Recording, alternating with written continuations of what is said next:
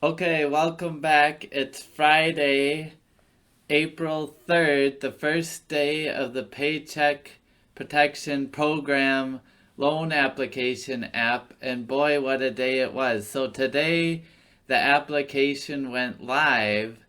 The date the U.S. Treasury said businesses can first apply for the Paycheck Protection Program Act. And Treasury came out today with about 30-page, let me see here, 30-page guidance, additional regs on the act. They also pulled a surprise. The application they had been showing, they switched it out for a new one today. So they added some check boxes up here, which is good, about what type of entity you have. Before there were just a few and they omitted a lot, like an LLC, a corporation, an S Corp. So I was reviewing this with a client yesterday and I said, they really should have more options up there. Well, this morning they did. But they just put it out, and so a lot of people I've talked to were filling out the old application, which had been up there on Wednesday and Thursday. So if you're still going to submit your application, make sure you go to treasury.gov or SBA website and get the updated one, because I think your lender is going to want that. They also changed around some of the signature requirements to where one person can sign and you don't have to have every 20% or greater owner sign. You still need to initial and sign the application. So the other thing is these new guidance from the SBA, interim final rules. They made a few changes that I want to note tonight before the weekend. And you can peruse this 30-page document this weekend at your leisure reading.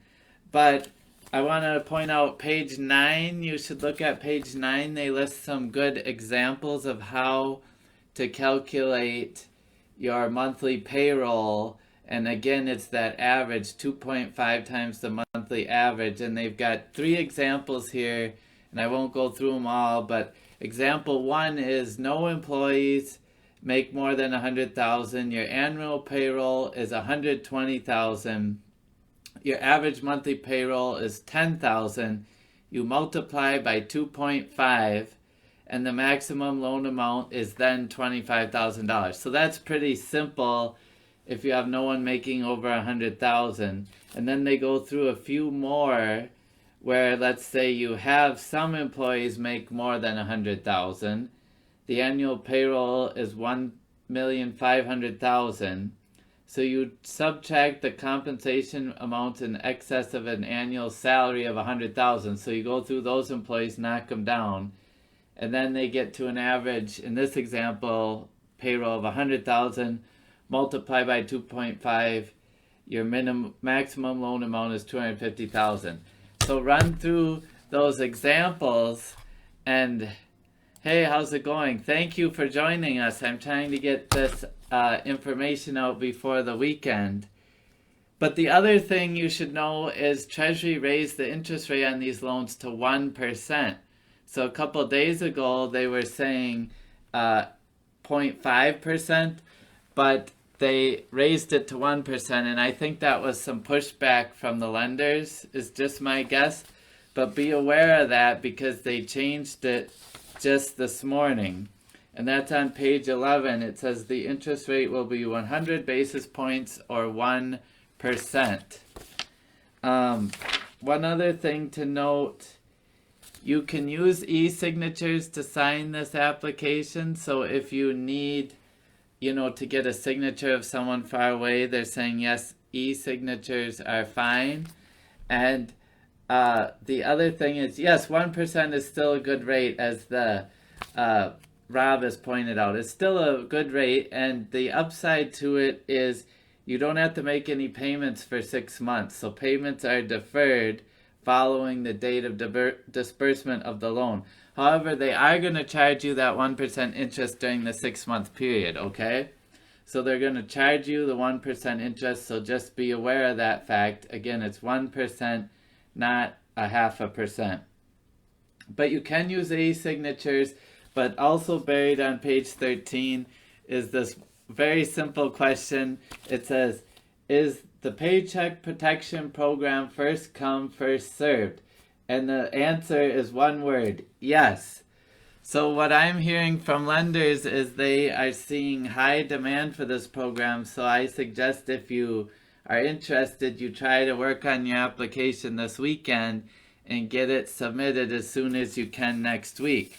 And again, I'll put the link to the final application in this video. And I would suggest you look over that and all the Treasury guidance when deciding if it makes sense for you in your business or your nonprofit. Now, these are just a couple practice pointers today from helping various clients with this application. One, as of this morning, I was contacting several lenders and they were saying they were having meetings this morning about the program. So this has hit them fast and furious, and I'm sympathetic to them because normally federal legislation doesn't come out the week before and say it will be open 7 days later. But I get the sense they're doing the best they can, but you should check with your local lender to see if they are processing these applications. I know one lender locally has said they're only working with current members at this time because of the demand. So if you have a pre-existing relationship with a financial institution, I would reach out to that institution, see if they're processing them, and see if they have a checklist of items they want, because 2 different local institutions today came out with a checklist of what they want on their end. Also, check with your lender and see if they have a secure portal for uploading these documents. I know the two, one of the credit unions does that I looked at, so check there, and that's also on their page. They put the checklist of items they wanted, because along with the application, they're asking for things like a copy of your driver's license for the person signing the application, your operating agreement, or articles of organization for an LLC or other corporate documents if you have a corporate organization. They're asking for tax returns, payroll, to show payroll records showing payroll, any health plans sponsored by the employer, retirement plans. It can vary by the lender, so I would zero in on the lender you're going to use and try to ask them exactly what they want, because the more you can provide what they want, it will help them process your application. So it's an interesting time, but we're all in this together, trying to weed through the changing regulations and guidance from U.S. Treasury and the SBA. But your lender, your local lender, is on the front lines of collecting this. That's how the SBA is doing this program. They're dumping it on the local lenders, but then this guidance is coming out quite late. So again, 2 things for today. I would make sure you have the updated application from U.S. Treasury, and I'll post the link in this video because it's different from the one that was posted as of last night. And then they also have updated info sheet from Treasury on the Treasury Department website. And I found the Treasury Department seems to have the latest info first. Sometimes the SBA has copies, but they still say sample or whatever.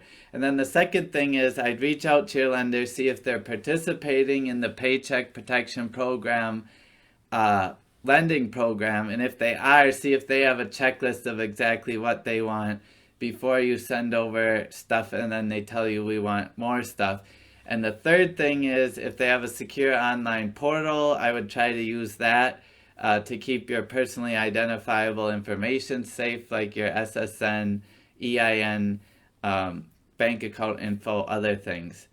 So that's the update today. I'm coming to you with the California background again, even though outside my window it looks like a snowstorm going on at this moment in Wisconsin.